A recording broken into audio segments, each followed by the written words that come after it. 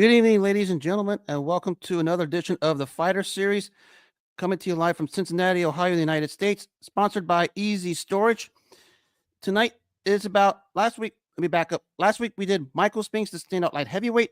Now we're going to continue the family tradition. His brother Leon Spinks, not the stellar career Michael Spinks had, but certainly a decorated one and has had some historical significance.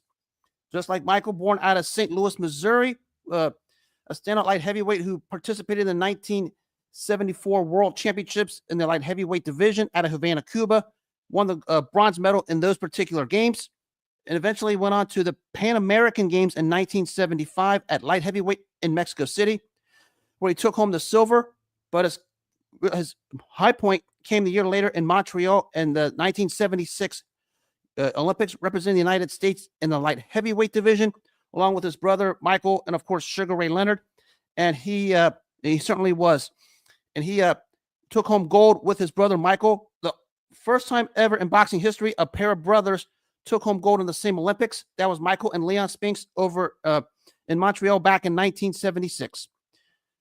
Shortly thereafter, he would turn professional as a fighter, basically amassing a quick record of 7-0-1. The high point here was beating a fighter named Alpha Ragetti, which garnered him the title shot against Muhammad Ali after only 8 fights. Basically pegged as an opponent for Ali. Leon Spinks obviously came in with other ideas. On the night of February 15th, 1978 in Las Vegas, he shocked the world when he beat Ali to become the undisputed heavyweight champion of the world after just 8 fights. Granted, it was the middle of Ali's downturn, but still historical in the sense, because one of the quickest to ever win the heavyweight championship at that point was Leon Spinks after only 8 fights.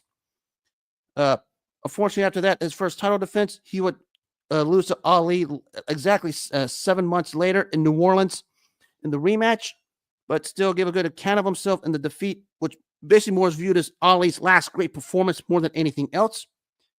But Leon Spinks couldn't quite get to basically that particular level, but was a very, very skilled fighter. Still had some good wins over his career, beating standouts like Alfredo Evanescalia as well as Bernardo Mercado. Did get another shot at the heavyweight championship in June of 1981 against Larry Holmes. Fought about as well as you could, but the problem was Larry Holmes was just Larry Holmes, and it was all she wrote after 3 rounds. Give a good account of himself in a tough fight with Carlos De Leon. Did hold some couple victories over fighters like Tom Fisher and Kip Kane before he got a shot at the cruiserweight championship when he ventured down to cruiserweight to fight the standout Dwight Muhammad Kawi. And in this particular fight, it was give and take all you could possibly could, but Leon Spinks just couldn't do the best he could to withhold the unsurging pressure of Dwight Muhammad Kawi, and that was all she wrote. One of the fighters who, like everybody else, continue on along with his career to the end of 1995, and that was all she wrote. Actually, in 86, embarked on a wrestling career briefly for a part of the New Japan Pro Wrestling, lost to the standout named Antonio Inoki in a mixed martial arts fight over there. And he made a brief appearance in the U.S. Wrestling Association in 1990, where he had a match with the standout Jerry the King Lawler. In 1991, made his debut in the Frontier Martial Arts Wrestling program as well.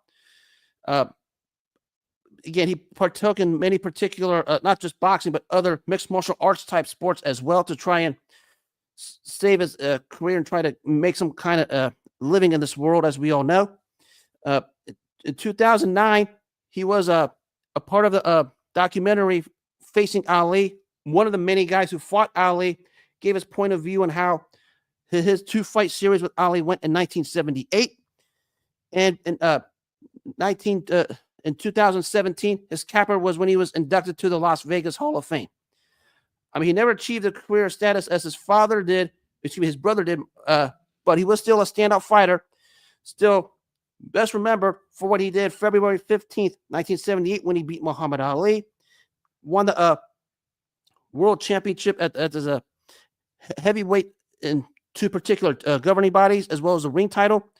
Did hold 2 minor championships in the cruiserweight division, during his time. Of course, he got the one which got him the title shot against Dwight Cowie in '85, which didn't turn out well for him. But a very respectable career just because of the name of Spinks, as well as his brother Michael.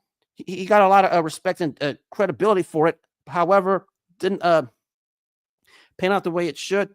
Now, mind you, he's also stripped of one of the 2 belts before the Ali fight because he wouldn't fight Ken Norton, but it's because of political wrangling in that particular match.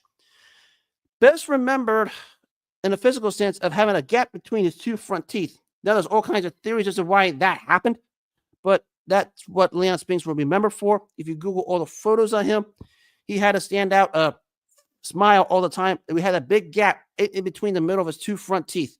Basically, that's what he was known for. Some say it was a result of a mugging that took place. There's all kinds of conspiracy theories. You can look it up. Also spent brief time in the Croc gym with Emmanuel Stewart, among one of the many fighters to fight out of that gym to help him grow and develop his skills and still continue on with his career, even though really the end game for him was the loss of Dwight Cowie for the Cruiserweight Championship. But a very good fighter, didn't have an established career as his brother Michael did, but still managed to win the heavyweight championship at a time when becoming the undisputed heavyweight champion of the world meant a lot. He gave some good fights to some good sound fighters, and still, just by the name of Leon Spinks, he deserves the recognition because of the name as well as his brother did. Stand on historical moments, maybe not the career that his brother had, but certainly a good fighter. And of course, a few years back, he recently, succumbed to his battle with cancer. May God rest his soul. But one of the really a decent fighter in the 70s, basically got lost in all of the shuffle with all the other 70s and 80s heavyweights and light heavyweights at the time when it was real deep. We consider guys like Ali, Norton, Holmes, Shavers, and of course, Michael Spinks, Eddie Mustafa Muhammad, just to name a few. But Leon Spinks is definitely in that conversation. Definitely a very, very good fighter. What he did on that night in Vegas to upset Muhammad Ali to win the championship is forever etched in history. It will forever be his peak and crowning moment. Something only 4 other guys have been able to do to Ali, which is beat him. Actually, the only other guy to win a championship fight against Ali at the time was Joe Frazier. So that tells you just how significant Leon Spinks was on that day when he upset Muhammad Ali to win the championship, and his place in history is forever secure. I mean, not an all-time great.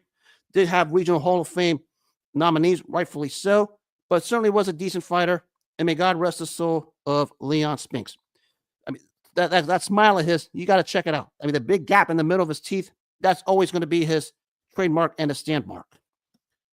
And that'll wrap up this edition of the Fighter Series on Red Corner Boxing. Hope everyone has themselves a wonderful rest of the day, the 30th of April, 2025. Back at it again next week. Have a good night. Take care of yourselves, and God bless.